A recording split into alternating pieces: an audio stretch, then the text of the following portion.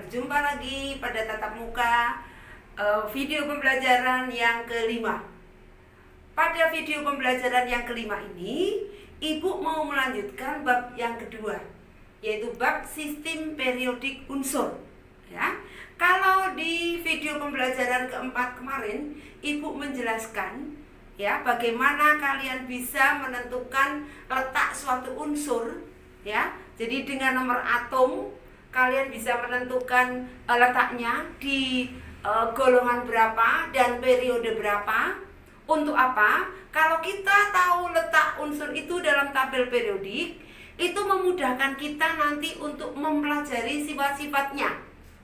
Karena kalau kita mau mempelajari sifat-sifat unsur dalam tabel periodik, kita harus tahu letaknya. Dia berada di golongan berapa? Ya, periode berapa? Ingat bahwa tabel periodik modern yang kita pakai sekarang ini adalah tabel periodik ya. Tabel periodik yang modern di mana disusun menurut yang pertama, kenaikan nomor atomnya. Itu adalah periode dari kiri ke kanan. Sedangkan kemiripan sifat itu adalah golongan dari atas ke bawah. Jadi kalau kalian bisa menentukan letak unsur itu dalam tabel periodik, nanti memudahkan kalian untuk mempelajari sifat-sifatnya.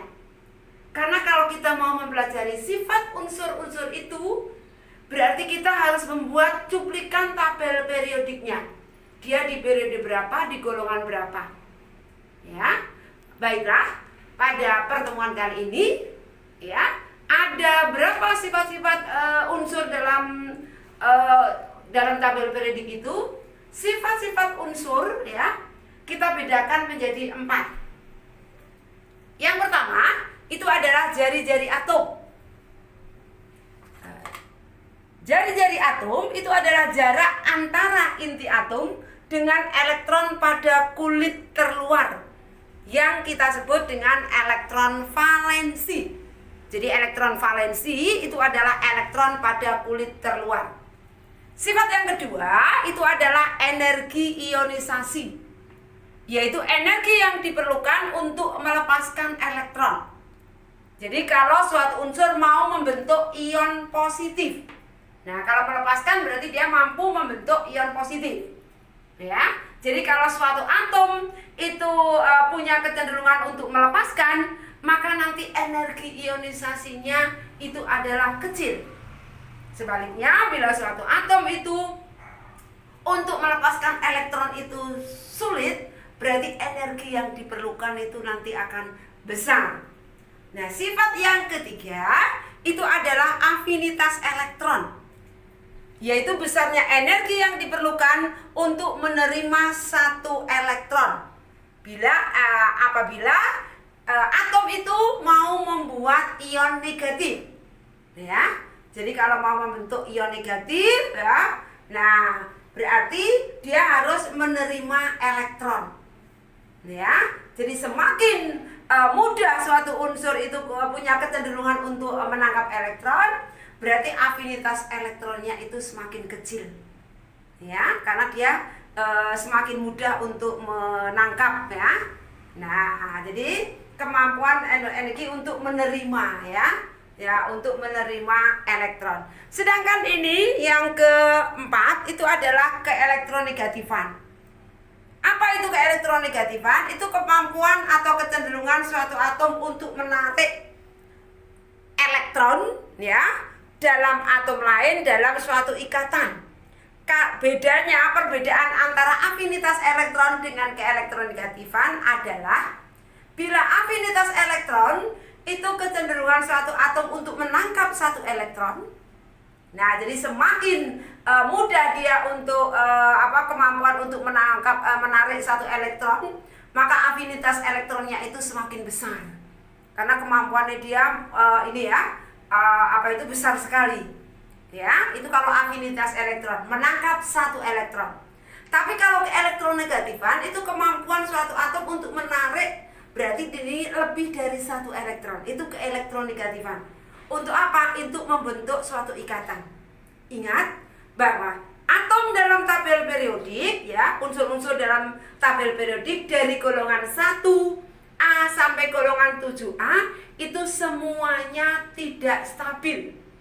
Nah, makanya unsur-unsur golongan 1A sampai 7A itu mau stabil, itu dia harus membentuk suatu ikatan antara atom yang satu dengan yang lain.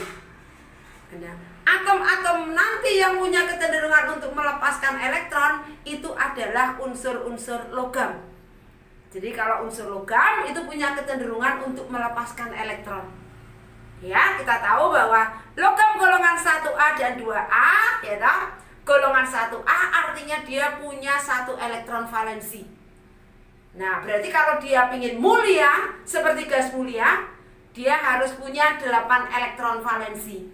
Maka karena dia punya 1 elektron valensi, maka kecenderungan dia untuk melepaskan elektron berapa? Karena golongan 1A dia punya 1 elektron valensi, berarti golongan 1A itu mampu membentuk ion positif plus 1.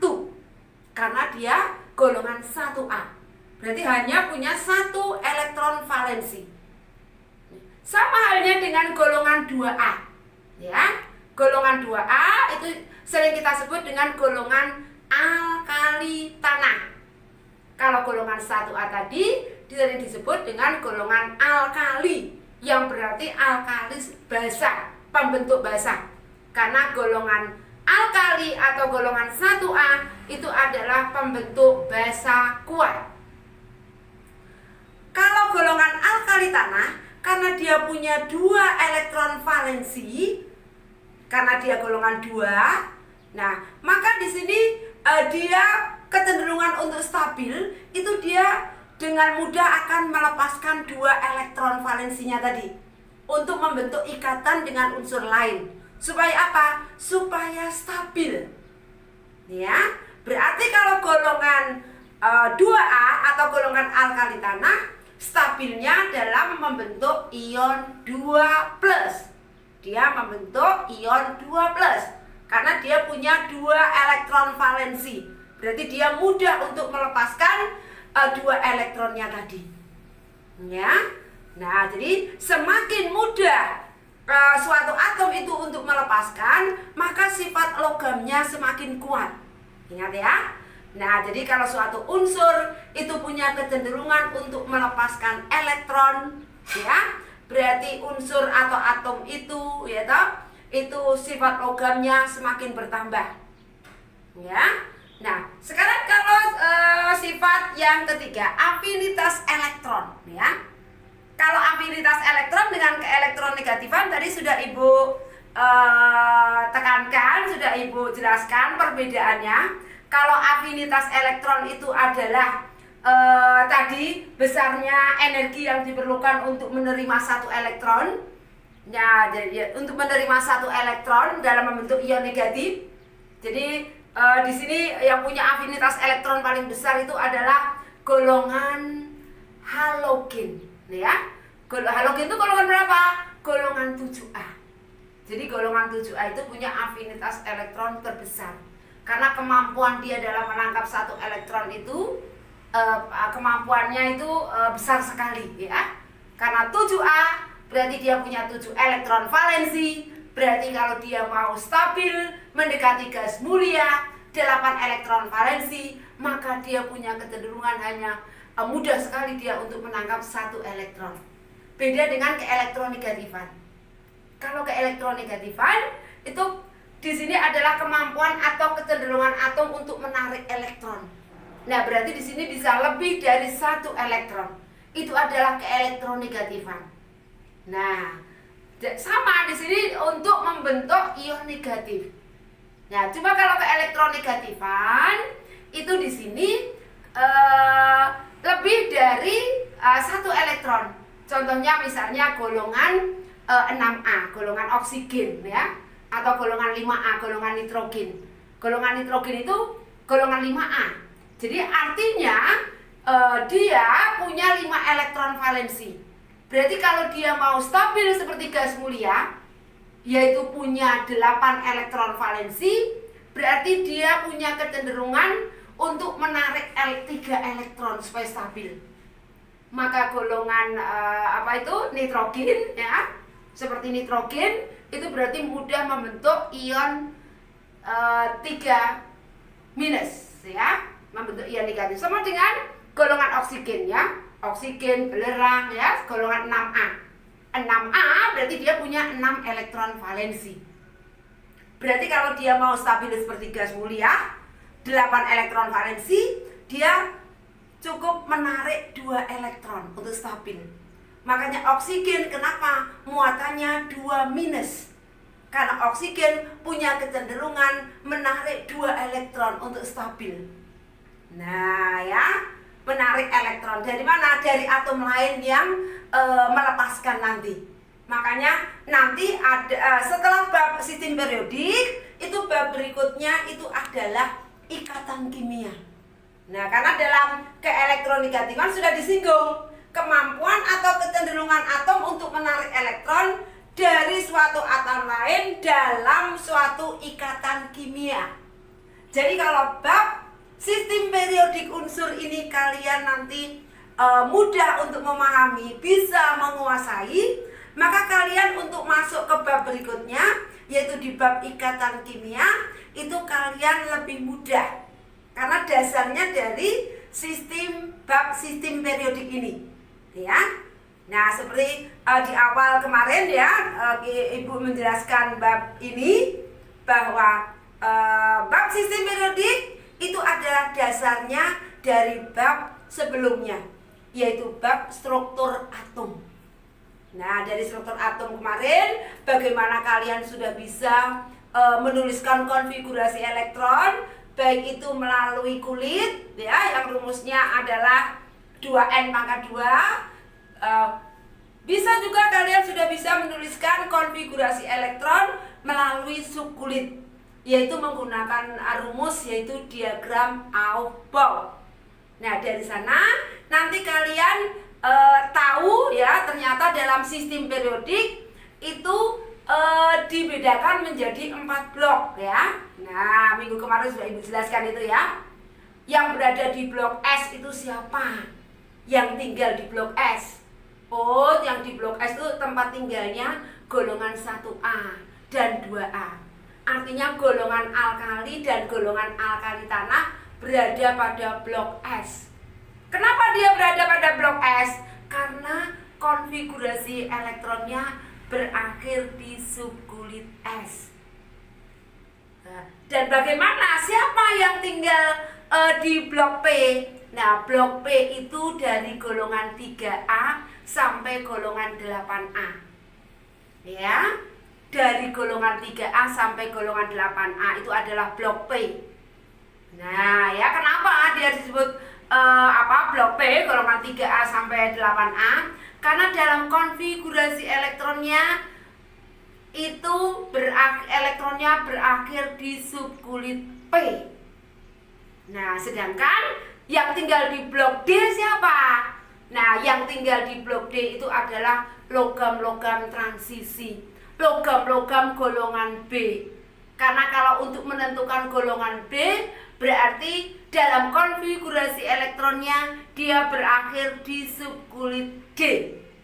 Ya, jadi kalau dia berakhir di subkulit D, berarti dia golongan B atau golongan transisi. Karena golongan transisi itu adalah logam, makanya disebut logam-logam transisi. Ya, sedangkan golongan A siapa? Golongan A itu tadi ya, ada blok dibedakan 2. Ada blok S, ada blok P. Kalau blok S itu golongan 1 dan 2A, kalau blok P itu dari golongan 3A sampai golongan 8A. Terus yang tinggal di blok F siapa? Yang di blok F itu tidak lain adalah golongan lantanida dan aktinida. Pada golongan lantanida, nah lantanida itu kenapa dia disebut golongan lantanida? Karena golongan lantanida itu berakhir di subkulit 4F. Bila nanti dalam konfigurasi elektronnya itu elektron terakhirnya berakhir di 4F, berarti jangan ragu-ragu, unsur itu berada di golongan lantanida. Tapi bila elektron terakhirnya itu berakhir di 5F, jangan ragu-ragu bahwa dia golongan aktinida. Jadi golongan lantanida itu mulai nomor atom 58. Karena lantanium itu nomor atom 57. Sedangkan golongan aktinida, nah itu mulai nomor atom 90 ya. Jadi di sana nanti kamu lihat dalam tabel periodik. Ingat, kalau kalian mau menguasai ilmu kimia, ya dah, ini mumpung masih dasar, masih di kelas 10, kalian harus punya yang namanya tabel periodik. Karena dengan adanya tabel periodik, nanti kalian akan mudah untuk mempelajari unsur-unsur yang ada di alam. Ya, bagaimana sifatnya dia, mengapa dia harus membentuk suatu ikatan dengan unsur lain, dan ikatannya melalui apa.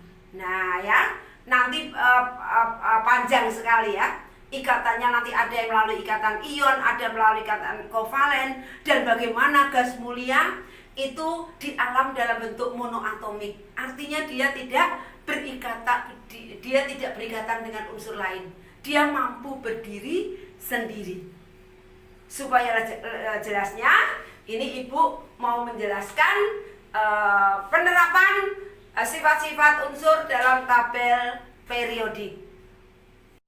Kalau tadi sudah Ibu jelaskan ya tentang sifat-sifat unsur, baik itu jari-jari atom, energi ionisasi, afinitas elektron, dan keelektronegatifan.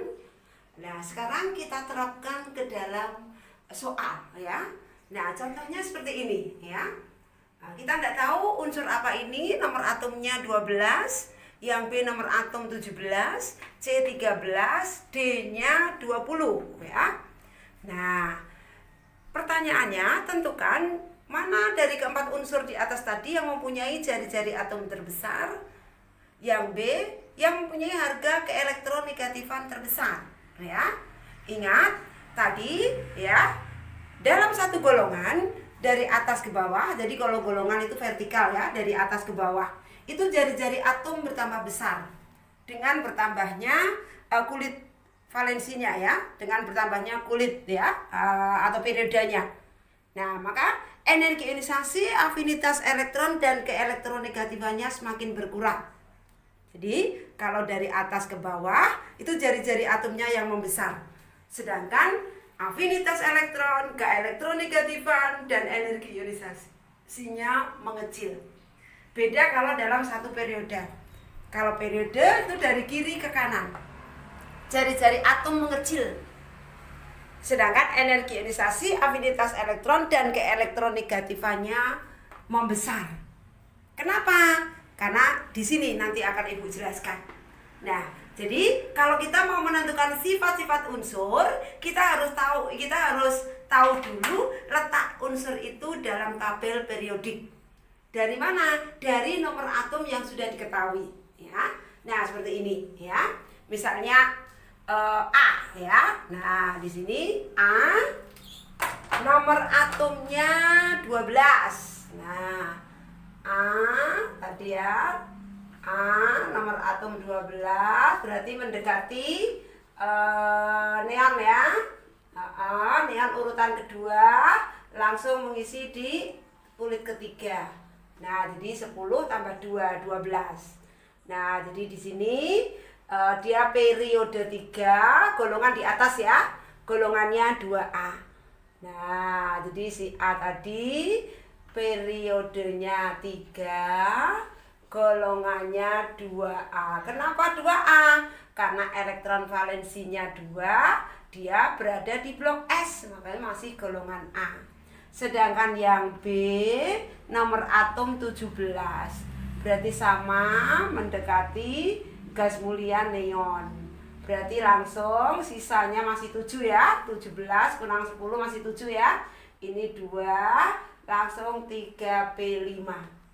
Jadi periodenya Ini 3, golongannya adalah 7. Ini golongannya yang di atas, nih golongan ya. Nah 7 apa? Karena masih di blok P, subkulit P masih golongan A. Sedangkan yang C ini nomor atom 13, sama mendekati neon ya dah. 3S2 3P1 13 kurang 10 masih 3 ya. Nah jadi periodenya 3, golongannya tinggal lihat atas. Nah golongannya 3A. Sekarang yang D itu adalah nomor atom 20, berarti mendekati argon ya, 18 argon. Nah argon urutan ketiga, lalu mengisi ke 4. Nah 4S ya, masih sisa 2 ya. Jadi periodenya 4, golongannya 2A. Nah kalau kita sudah tahu letaknya, lalu kita buat tabel periodik seperti ini. Ini periode, ini golongan. Nah periodenya ada 2 macam, periode 3 dan periode 4. Tulis di ke bawah periode 3, 4. Begini. Golongannya ada 3 macam ya, golongan 2, golongan 3 dan golongan 7. Langsung kamu tulis golongan 2 ya, 2, ini golongan 3, golongan 7. Ini masih golongan A semua ya. Nah jadi seperti ini. Nah membuatnya. Nah buat cuplikan. Nah ini cuplikan tabel periodiknya ya. Nah ini langsung kita masukkan. Periode 2 golongan 2A tadi siapa? A. Masukkan A di sini. Periode 3 golongan 2. Periode 3 golongan 3. Siapa tadi? C. Periode 3 golongan 3C di sini. Masukkan, tinggal masukkan aja. Terus B, B-nya di mana? Periode 3 golongan 7. Nah, ini B letaknya di sini. Nah, periode 4 golongan 2. Periode 4 golongan 2A. Si D di sini. Nah, ya.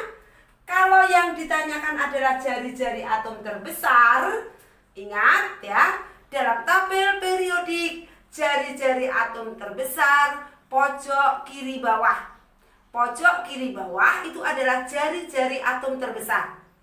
Energi ionisasi, afinitas elektron, dan keelektronnegatifan itu semakin kecil. Tapi kalau dari kiri ke kanan, artinya periode, pojok kanan atas, ini jari-jari atomnya yang mengecil. Sedangkan energi ionisasi, afinitas elektron, dan keelektronegatifannya membesar. Jadi dari sini kita sudah tahu mana jari-jari atom terbesar, pojok kiri bawah.